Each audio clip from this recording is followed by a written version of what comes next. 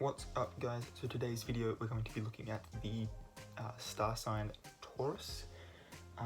There's a lot to get into, as you would expect. So where to start? Let's start with sort of the basics that give us how we are able to interpret ourselves.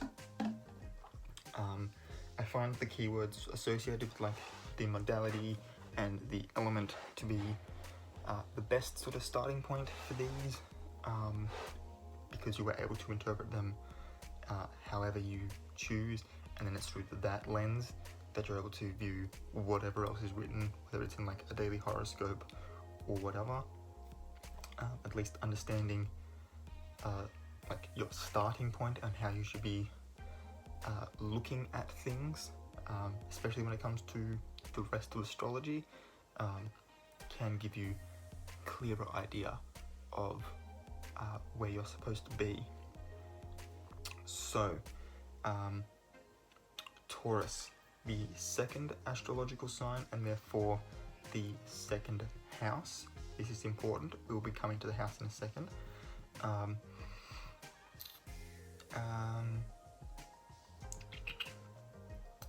This first little opening paragraph on Wikipedia goes through the element, its modality, its ruling sign, its exaltation, and then obviously its dates being from April 21 to May 21. I've seen other dates that go as early as the 19th of April. I don't think I've seen any that go later than the 21st of May though. So I'm taking sort of the 21st to the 21st as being where this sign goes.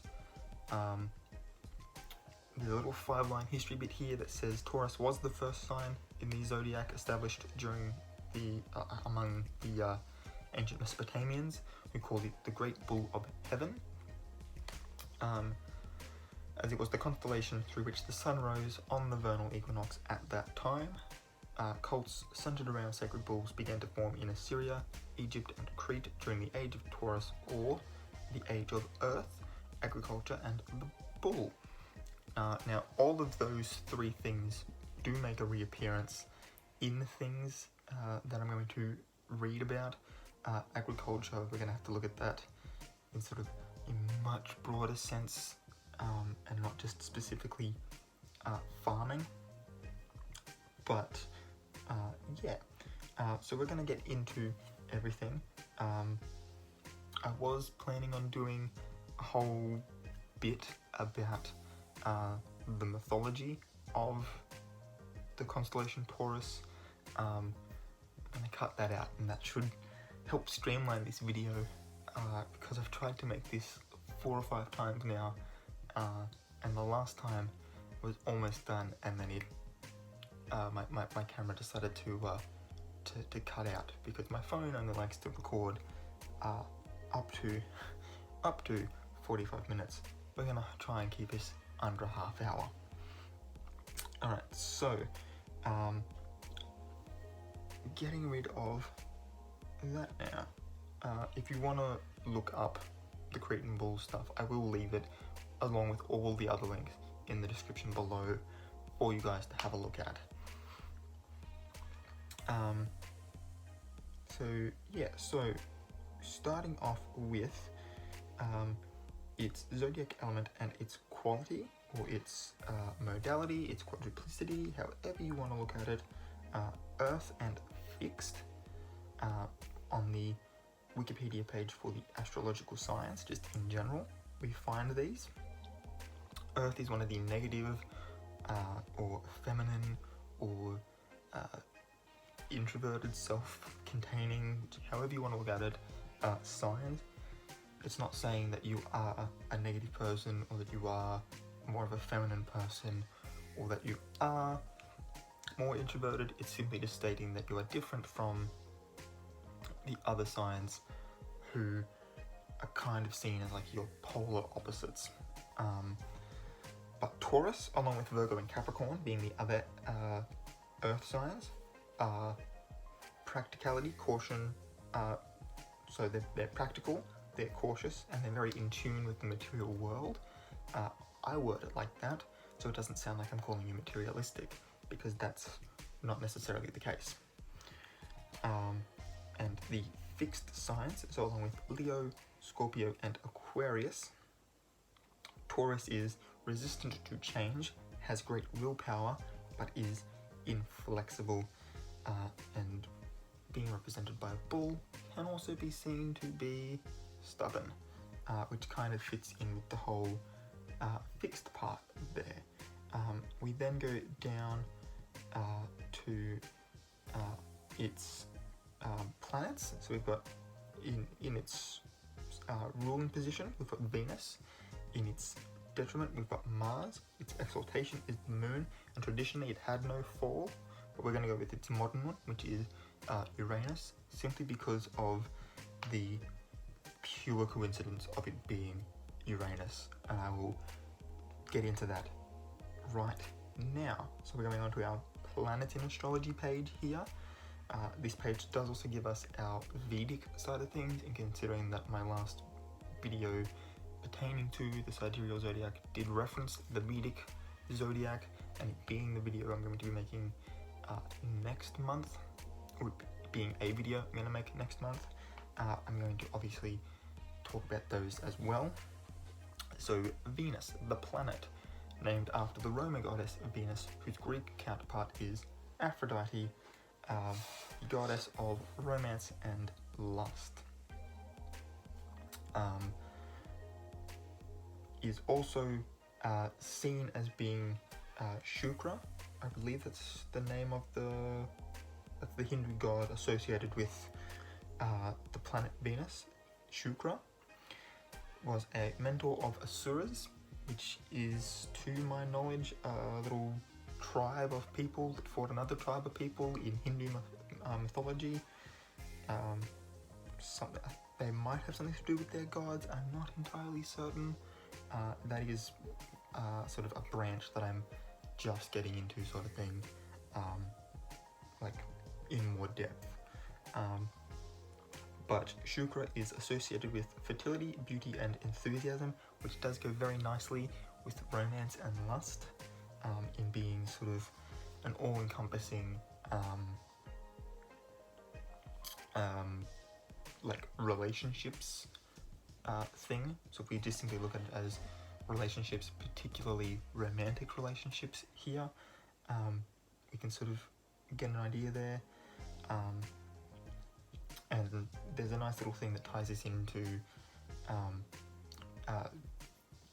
Jewish and Christian mythology as well. But Shukra always helped demons in the war against gods, and means clear, pure, brightness, or clearness.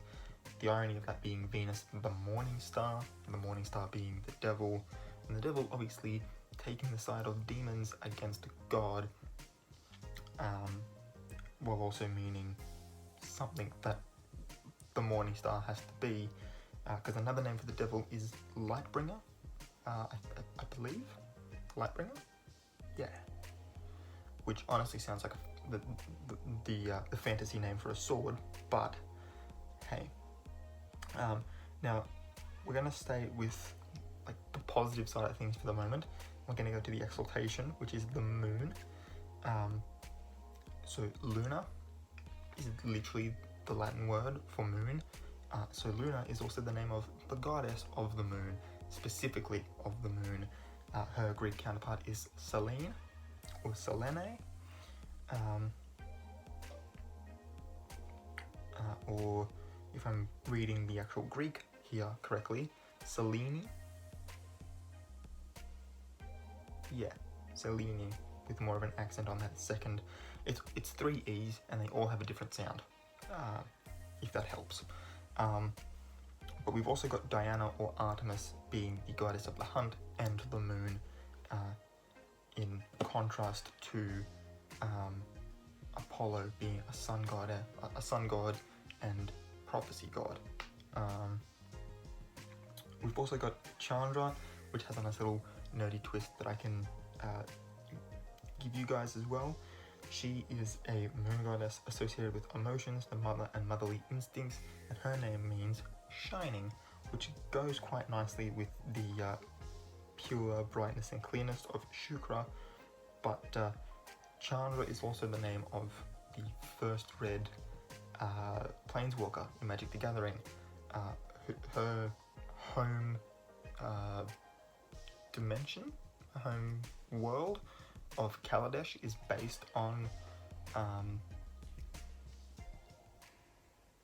like Vedic mythology and Indian mythology. So it's kind of cool to see that her name is actually related to a goddess whose name means shining, considering that the whole idea between being able to walk between different planes of existence is called the spark. So hers is shining, Chandra. Going to the detriment in Mars. Now, all's fair in love and war, and so it kind of goes without saying that if you are ruled by the sign, by the planet of Venus, Mars is going to be your fall. He is the god of war. He is also known as Ares, if you are more familiar with the Greek iteration of his name. The Vedic version, the Vedic god associated with this planet is Mangala. He is the son of Earth. Earth is Taurus's element, so this is good. Some connections here. Excuse me. This planet is associated with auspicious occasions and also associated with strength and aggression. Now, aggression not so much, but physical strength being part of the material world would definitely come into it. But also, if we're looking at physical strength as an opposite to, we've got to also remember that we've got Chandra being the goddess of emotions, and so having emotions and physicality are kind of opposite things.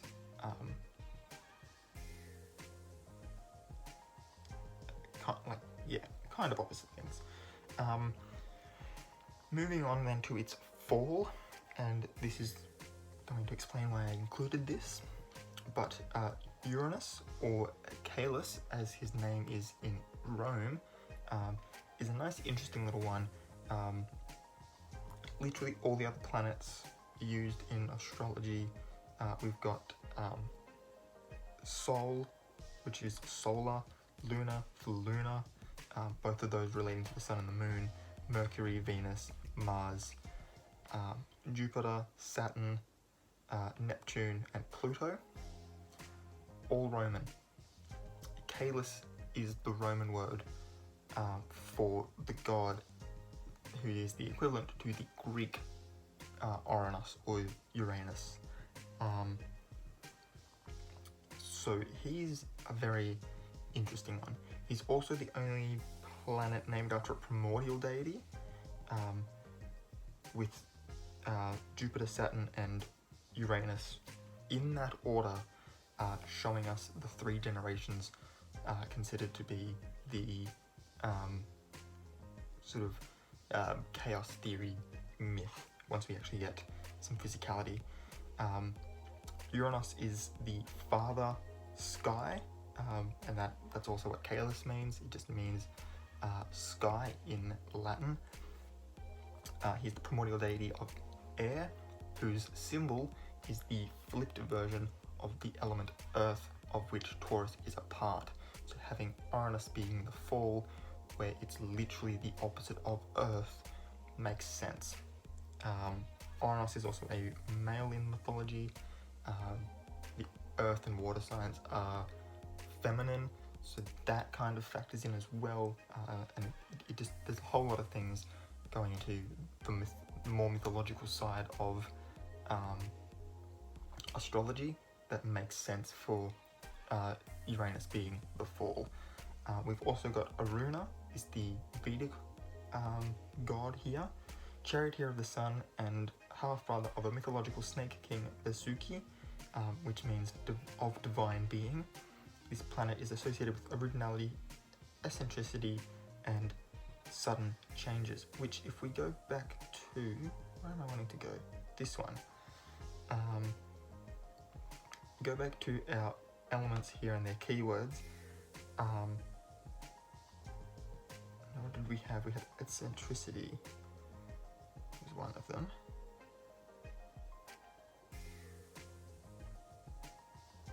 Originality, eccentricity, and sudden changes. Okay. Air's words are conceptualization, communication, and socialization. So, keeping in mind that we are still looking at Uranus here, so air makes sense for us to be looking at here. Adding into that, what was it, originality and eccentricity, kind of evokes the very air aspects of imagination and conceptualization and forming of ideas, where Earth is more putting ideas into action. And so it's kind of funny to me that there's no, at least to my knowledge, there's no perfect compatibilities between an Earth and an air sign. And I think that's largely due to the fact that they are so different in how they approach life. But yeah, so that's fun to look at, and obviously sudden changes does go completely against the fixed modality. Alright, so we're now finished with all of the Wikipedia stuff, and we can have a very quick, very brief look at some actual personality traits, because that's what we're here to find. So both horoscope.com and Astrology Zodiac Signs.com are concerned. They both start with a nice little quick facts sort of thing at the top. So horoscopes has Taurus facts bull, April 20 to May 20, giving us one of those different dates. They are dependable, musical, and practical. Again, going back to what I said before, I believe I said this before about them, or is that on the other one? One of them just has, yeah, okay, so it's in the other one. Remembering previous times I've tried to record this, but musical is important to remember as being the actual one creating music. You are creating the physical thing, not like the idea of and listening to, because everyone likes listening to music. But Taurus they tend to be more musical. And when this page wants to load, hello, big black spot.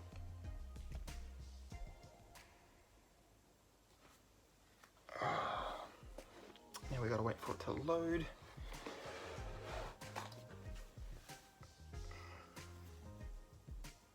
What if we go off it for 2 seconds and come back? There we go. Alright. So it then gives the element as Earth, its polarity is negative, all Earth signs are, its quality is fixed. Obviously we've already talked about that. Its ruling planet is Venus, its ruling house is the second, and I just got rid of that without looking at it. Yay! But it's the house of value. Having recorded this video 3 or 4 times, I know that it's the house of value. Which basically, it goes into things like material or immaterial things, money, that sort of stuff. Can't remember any of the other keywords. Link is down below and you can look at the whole table yourself. But basically, anything that adds value to your life, that is what a Taurus, like that's sort of like the soul urge sort of thing of a Taurus, is to simply just add value to life, whether that's their own or to the people they love. They just want to add value, whether that value is monetary gain or in richness in relationships or whatever. It has everything to do with wealth, and that wealth can be, as we've looked at before, and in going with sort of the 4 elements, can go spiritual, mental, physical, or emotional wealth. Its spirit color is pink, which kind of goes without saying. It's a sign ruled by Venus, pink being sort of the accepted color of love makes sense here. Its lucky gem is the emerald, and this comes up again on their other website where they say that green is one of their lucky colors. And I think that with money being sort of like just the very idea of money representing wealth and value, being one of its lucky colors when value is the house that drives it, makes a lot of sense. Flowers, we've got the rose, the poppy, and the foxglove. Now, I don't know what the foxglove is, but the rose is Aphrodite's favorite flower, and in a sign ruled by Venus, that makes sense. And the poppy, I would have to go back and look again, but I do know that Australia has a nice little folklore about poppies, particularly at Gallipoli, in that they grew particularly in the red colour because of the blood shed on the field at Gallipoli. Alright, now I'm going to read only the first little bit here and leave the rest of this page for you guys to look at your own leisure.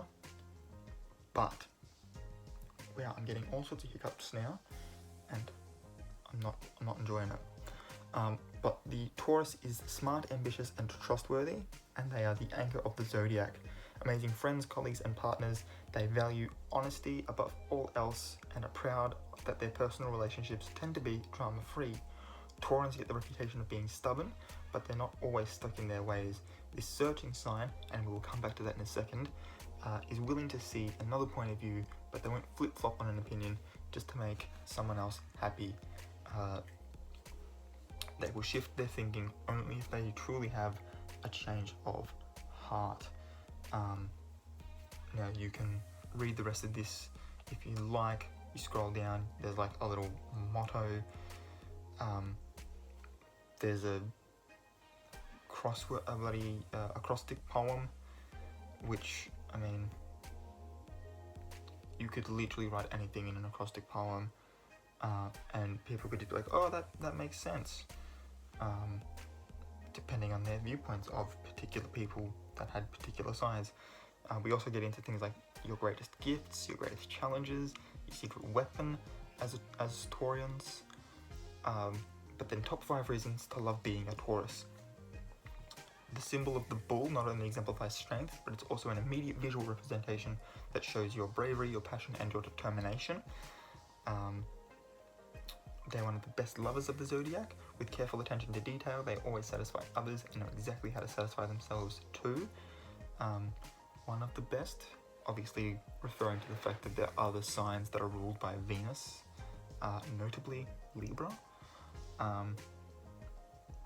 Obviously, Venus comes up in others, fall and detriment and exaltation and stuff, but the other sign ruled by it is Libra. Bulls are powerfully resilient, and nothing can bring this sign down, as adversity only makes them stronger. Their ruling planet Venus rules love and money. I know that the house of value rules money, but Venus doesn't necessarily. But either way, Taurans are gifted in finding both, and they are adept at making their vision become reality. They are amazing artists, engineers, and designers, able to work through problems that to bring about their vision. So if you are a creative, you want a Taurus on your team. You want them on your site. You want them to share the vision that you have, because they will help you make that possible. Cool. So that was horoscope.com. You can check out that link in the description below if you want to read the rest of your traits. But moving on to astrologyzodiacsigns.com. Again, as I said, it brings up the color green as being one of its lucky colors. It does also give us Friday and Monday as lucky days. It gives us lucky numbers of 2, 6, 9, 12, and 24. And between the two, I don't know if I mentioned those on this other one. I don't think I did. But between the two signs, Cancers are probably your best compatibility. If we're purely going to base compatibility on astrology, Cancer. Horoscope.com gives Virgo, astrologyzodiacsigns.com gives Scorpio as the other one that has the best. So obviously it's like Cancer, and then under them you've got Scorpio and Virgo kind of tying in there. This one gives your strengths, weaknesses, likes and dislikes as strengths: reliable, patient, practical, devoted, responsible and stable. Weaknesses: stubborn, possessive and uncompromising. Taurans like gardening, cooking, music. Remember that you are musical people. Making music is what we're referring to here. Romance, high quality clothes and working with your hands. You are very hands-on type people in every aspect of life. You like to have things to do, is basically what that's saying. You don't like being static, basically. You like having things to do. Gotta say, I kind of agree. I'm not an earth sign myself, but yeah, I get bored quite easily. Taurans dislike sudden changes, complications, insecurity of any kind, and synthetic fabrics. Obviously, synthetic fabrics did not come from the earth, which is again their element, and sudden changes simply just comes, and complications as well, comes from being sort of set in their ways and inflexible. So having things suddenly change or have a problem arise when the goal's on the other side of this barrier, and your goal was simply to just walk instead of having to climb over and around obstacles and barriers. Obviously, sudden changes and complications don't go into that very well. Alright, the first paragraph of this, again, leaving the rest for you to read at your own leisure. Practical and well-rounded, Taurus is the sign that harvests the fruit of labour. They feel the need to always be surrounded by love and beauty, turned to the material world, hedonism and physical pleasures. People born with their sun in Taurus are sensual and tactile, considering touch and taste the most important of all senses. Stable and conservative. This is one of the most reliable signs of the zodiac, ready to endure and stick to their choices until they reach the point of personal satisfaction. The rest of this one goes, the next paragraph goes into it as an earth sign. The next one after that goes into it as a sign under Venus. We've then got a little paragraph here about it being the wandering bull. I honestly have no idea what this is about, but it's there. And then under that, you can look at your compatibility.